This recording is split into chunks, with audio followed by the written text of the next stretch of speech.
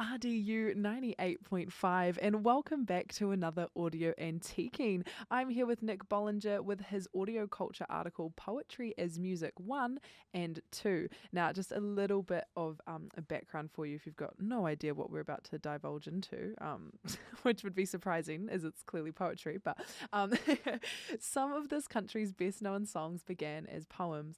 God Defend New Zealand was originally written as a poem in the 1870s by Irish-born Thomas Bracken. There is no depression in New Zealand started life as a sheet of words that poet Richard von Strummer gave to Don McGlashan, wondering if he might be able to find some music for it. But poems aren't simply song lyrics in search of a tune. Most poems, if they're any good, are set to music already and performing perfectly well on their own terms, poet Bill Manhire said to John McAuliffe. Want to make sure I've pronounced that right, in 2021. I think it's McCall. Oh, there we go. Thank you, Nick. Oh my goodness. Hence, it's odd that so many composers want to set poetry to music, though no surprise that they often end up damaging the text they believe they're honouring. Oof. As the writer and musician Damien Wilkins says, a poem put to music is a dangerous thing because it's music on top of music.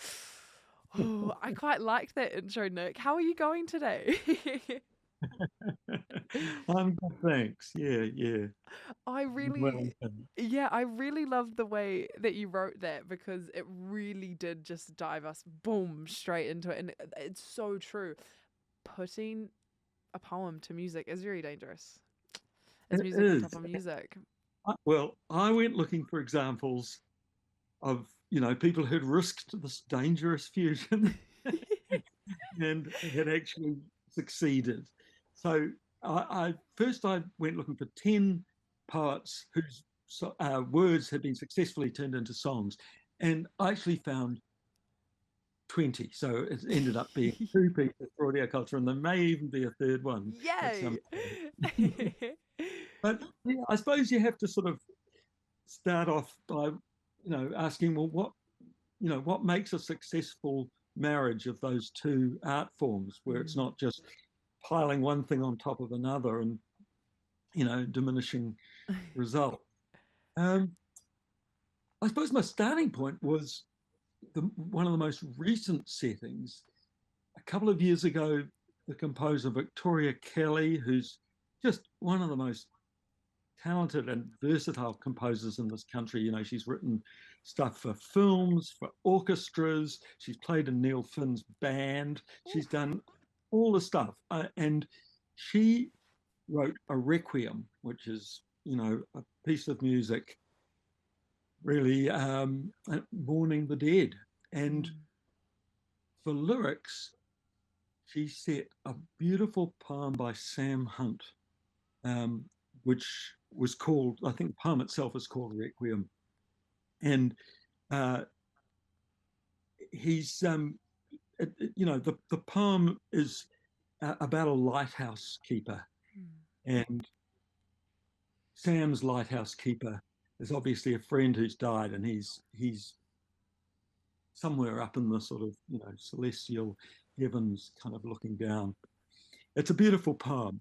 But yeah, in Victoria's setting, she got this incredible tenor opera singer, Simon O'Neill, who's usually performed these big heroic sort of roles, where you've got this huge, rich voice. I think Wagner is what he sings famously all over the world. But in her song, the lyric is so sensitive and fragile, and the melody that she's written for Sam's words forces Simon O'Neill to sing really delicately at the very top of his range. So you've got this amazing voice that's actually used to these big sort of macho roles, really displaying this vulnerability, and it's so beautiful. It would be such a crazy juxtaposition, hey? Yeah, totally.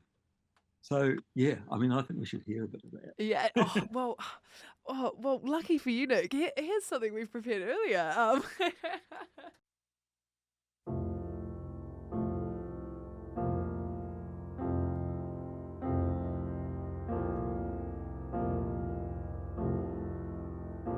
They say the lighthouse keeper's woe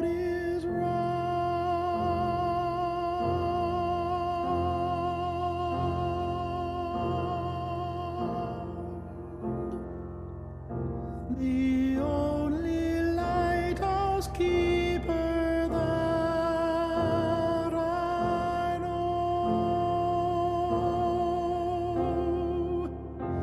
inhabits space, his feet well clear of ground.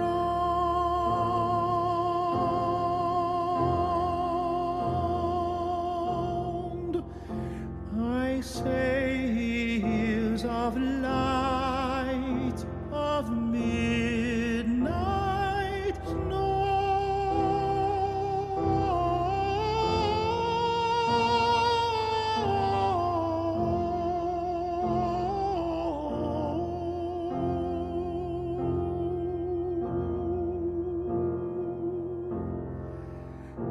That other lighthouse keeper he, they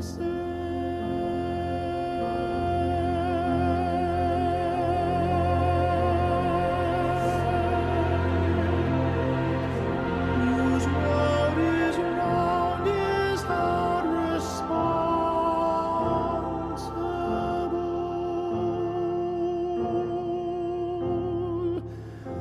for manning his one light by night, by day,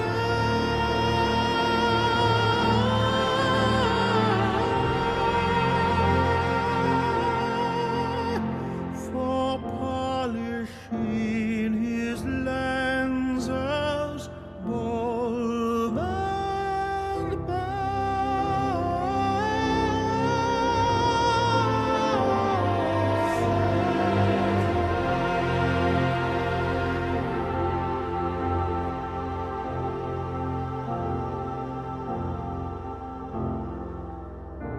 my man, my friend, who lately leaves, is quite another type.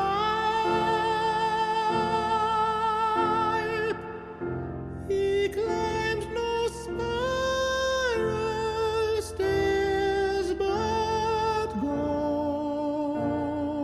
he does to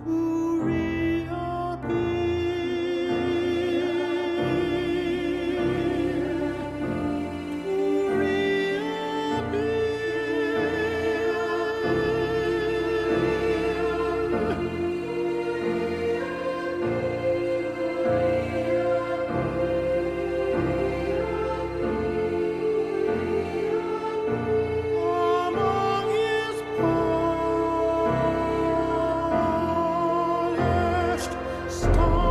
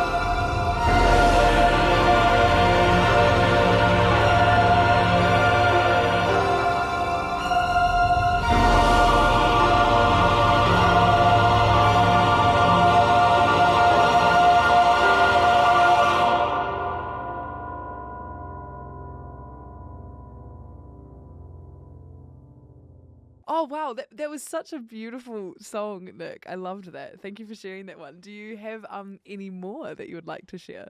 I've got plenty more. Yeah, I mean, there are so many different ways you can set poetry to music. A good source of poems set to music are the compilations that the singer-songwriter Charlotte Yates put together. She did several. The first one was devoted to the poems of James K. Baxter, and she had all sorts of different people setting his poems to music. But the one I'd like to look into is the second one she did, which was the poetry of Hone Tūwhare, who was the first published Maori poet. Beautiful poet, really interesting guy. He was a communist, among other things. And they're very earthy, humanitarian sort of poems. And one I particularly like, it was called Talk to Me Brother. And that was set by Dean Hapata, or Te Kupu, he calls himself. He was the founder of the Upper Hutt Posse, first hip-hop group recorded in New Zealand. He set this, and in a way, he treats Hone's poem as a kind of a rap, So he's, to me, it sounds like he's standing on a street corner, kind of shouting at people passing by. It's a great piece, and I think we should have a listen to that. I've got to agree with you there. I think we should give some of these RDU listeners a wee sneak peek. And where's that Prime Minister? Even if it was a fake acting one up here, I got some words for you.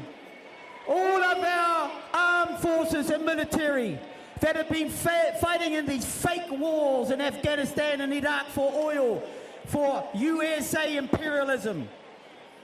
Get out of there. What you need to be doing is going to Palestine to fight against the racist terrorism of the Israeli state. That's where all of our fighting energy needs to be. And also, even more, get to the Mexican-USA border and defend that caravan of indigenous people seeking refugee status in the United Snakes of America, KKKA.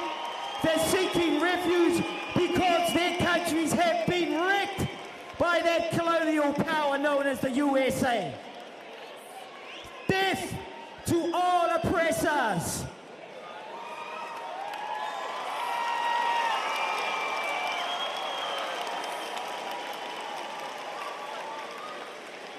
Really liked that one, Nick. That had a good feel. I like the way that you describe each of these tracks, because every single way in which you've described them is exactly how they come across. Good. Yeah. And so you had one more to share with us though today? Well, look, yeah, I mean, there are dozens more here that we could be. It was interesting because I found that in the end, there were very few New Zealand poets, that established New Zealand poets, that someone hasn't had a go at turning into music. Yeah. It's most of them, if you've heard of their poetry, you'll find someone's had a go at collaborating with them, or and sometimes people have done collaborations where the poet and the musician have actually worked together, and the poet's paired with the music and things like that. But yeah, I wanted to play a track from Charlotte Yates because she's done so much to bring poets to the attention of people who don't usually read poetry. Yeah, these projects, and she's a great composer herself. And one of her projects was based around the poems of Catherine Mansfield, who's actually hardly known as a poet. Most people think of her as a short story writer, and she often even used to write her poems under pseudonyms. So a lot of them people didn't even associate with her. Wow. But this is a poem called The Awakening River, and it's more than 100 years old, but Charlotte turns it into to me, it's like a contemporary singer-songwriter. This could be Wise Blood or Big Thief, Joni Mitchell or somebody. Love Big Thief and Joni Mitchell. Yeah. So this is Charlotte Yates and The Awakening River.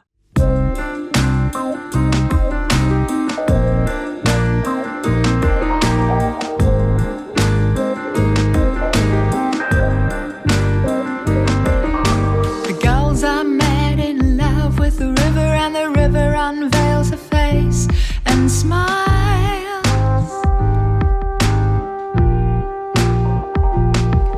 In her sleep brooding eyes, they mirror their shining wings. She lies.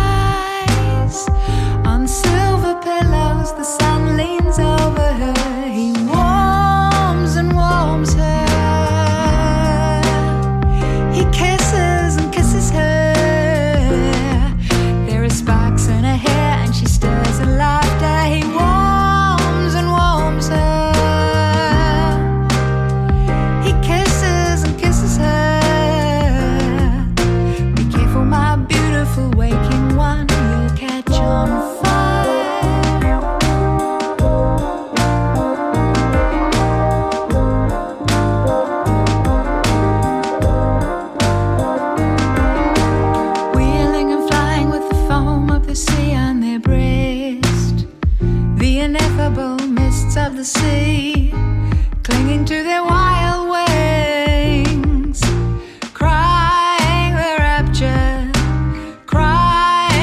rapture of the boundless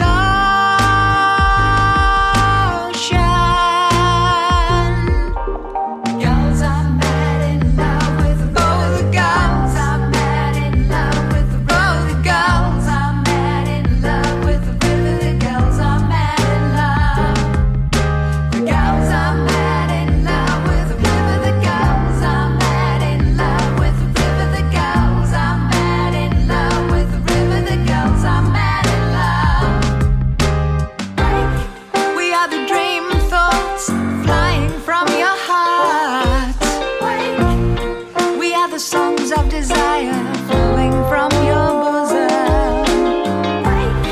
We are the dream thoughts flying from your heart.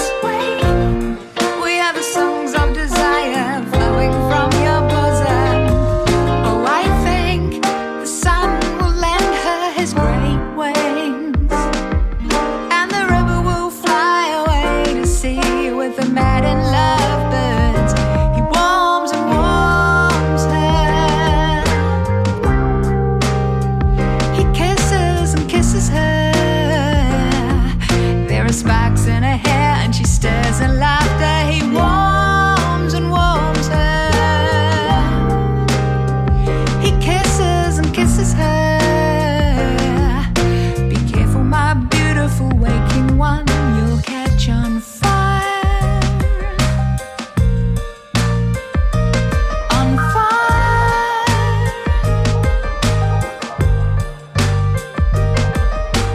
Fire.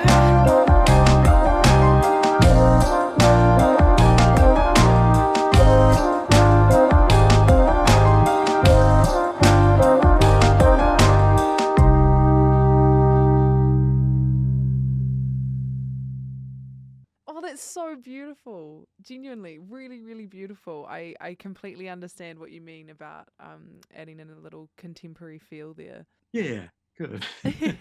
People are interested in the various different ways that people have set poetry music in this country. Go and have a look at the stories that I've done for AudioCulture on this subject, because it's all there, and there's links to some of these songs as well, so people can explore it at their leisure. And there's lots. Exactly. It's all about the passion, it's all about the purpose, and it's all about the poetry. Hey, Nick. Couldn't have said it better. Yeah. Well, thank you so much for your time today, Nick. I'm sure I'll definitely be interviewing you again soon to discuss this more. Thanks, Bex. Great to talk. Awesome. Yes, thank you so much, Nick. We'll keep in contact. RDU 98.5. That's been another audio antiquing with Nick Bollinger. What an incredible man, and what incredible articles he has written here for AudioCulture. So if you didn't get the gist of it, they are Poetry is Music 1 and Poetry is Music 2. And if you just go online to audioculture.co.nz, you'll be able to find them. Massive thank you again to Nick. Massive thank you again to AudioCulture. We love what you do, and we love Kiwi Waiata. Catch you next time.